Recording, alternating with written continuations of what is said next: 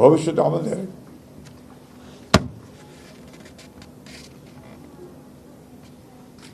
যে আমরা আর এই গুম হয়ে যাওয়া ঘটনাগুলোর সঙ্গে সম্পৃক্ত হতে চাই না ভবিষ্যতে।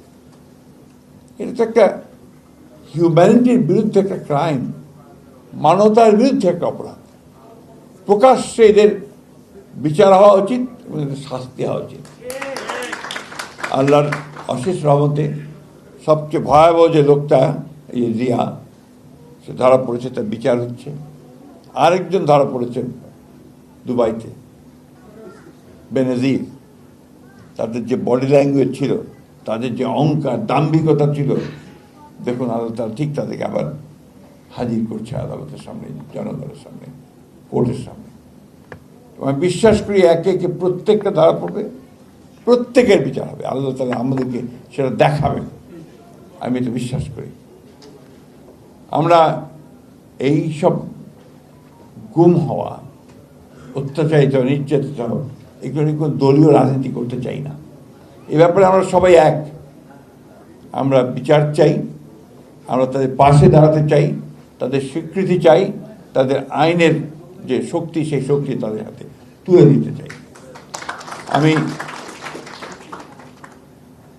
আমি সবসময় বলি যে আমি এই মেয়েটাকে খুবই শ্রদ্ধা করি, ওকে সালাম জানাই, স্যালিউট করি। এই জন্যে সবচেয়ে কষ্টের সময়গুলোতে, যখন কেউ রাস্তায় বেরোতে সাহস করছে না, কথা বলতে সাহস করছে না, তখন এই মেয়েটা জেনেভা পর্যন্ত গেছে নিজের চেষ্টায়, যে ইনফোর্স ব্যাপারে ইউএনও কিছু করবে। আমি ধন্যবাদ জানাতে চাই ইউনাইটেড নেশনসকে, তারা এই কাজটা খুব দ্রুততার সঙ্গে এই তদন্ত করেছেন, তদন্ত করে আমাদেরকে রিপোর্ট দিয়েছেন। আমাদের আগে মেয়েটার কোথায়, কী নাম, হুমা খান, আমি তাকেও আজকে স্মরণ করতে চাই, মনে করতে চাই। ট্রেমেন্ডাস সাপোর্ট দিয়েছে আমাদের সেই সময় ইউএনডিপির যে ছিলেন আমাদের গোয়েন, উনি আমাদেরকে প্রচণ্ড সমর্থন দিয়েছেন। আমরা সাহস পেতাম তাদের সঙ্গে কথা বললে, ওই সময় আমরা সাহস পেয়েছি। আমি বিশ্বাস করি আজকে যখন এই যে মেয়েটা পাশে সামনে আছে, ওই ছোটো ছোটো মেয়েগুলো যখন বলে যে বলে গেল আপনি,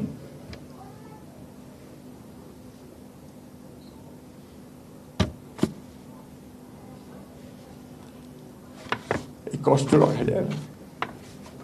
আপনাদের অনেক ধন্যবাদ।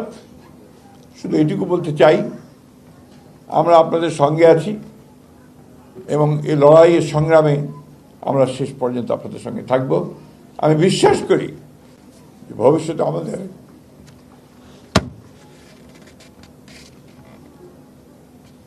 আর পরিবারগুলো তাদের স্বজন হারা যে বেদনা, খুঁজে না পাওয়ার যে বেদনা, সেই বেদনা, আর আমরা তার সাক্ষী হয়ে থাকার যে বেদনা।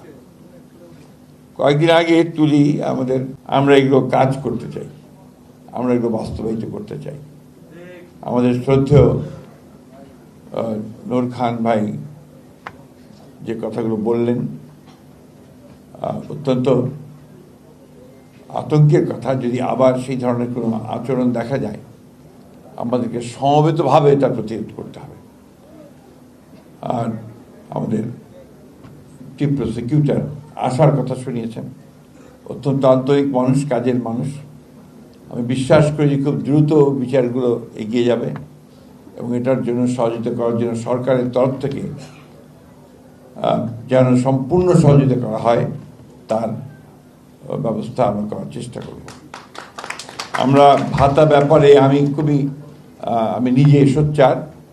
আমি বারবার করে বলেছি, যদি মুক্তিযোদ্ধাদের ভাতা দেওয়া হয়, এই কষ্টটা আমি সবসময় নিতে চাই না। দীর্ঘ 10 বছর ধরে এই কষ্ট আমরা বয়ে বেড়াচ্ছি। মায়ের ডাকে ছোট্ট ছোট মেয়েগুলো এখন বড় হয়েছে, কলেজে পড়ছে, ক্লাস 10-এ পড়ছে, সুন্দর শাড়ি পরে ওরা পার্লামেন্টে গিয়েছিল, পার্লামেন্ট দেখতে। ওখান থেকে ওরা আমার ঘরে এসেছিল, আমি প্রধানমন্ত্রীকে ডেকে নিয়ে এসেছিলাম, সাথে সাথে কথা বলেছেন, উনি কথা দিয়েছেন যে উনি তাদের যে সমস্যাগুলো আছে, এই সমস্যাগুলো তিনি দেখবেন, আমি বিশ্বাস করি তিনি দেখবেন। জুলাই যোদ্ধাদের ভাতা দেওয়া হয়, তাহলে গুম হয়ে পরিবারগুলোকে কেন ভাতা দেওয়া হবে না? অবশ্যই ভাতা দিতে হবে, এবং সেটা আমরা এই বাজেটেই তার প্রভিশন রাখার ব্যবস্থা করবো ইনশাল্লাহ।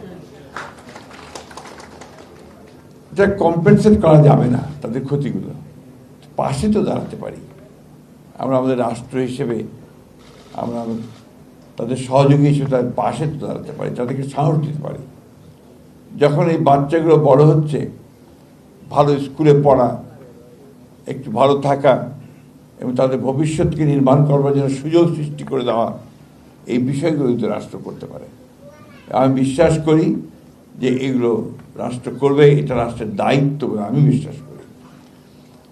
আমি কথা বেশি বলবো না, আমি এই কথা বারবার করে বলতে চাই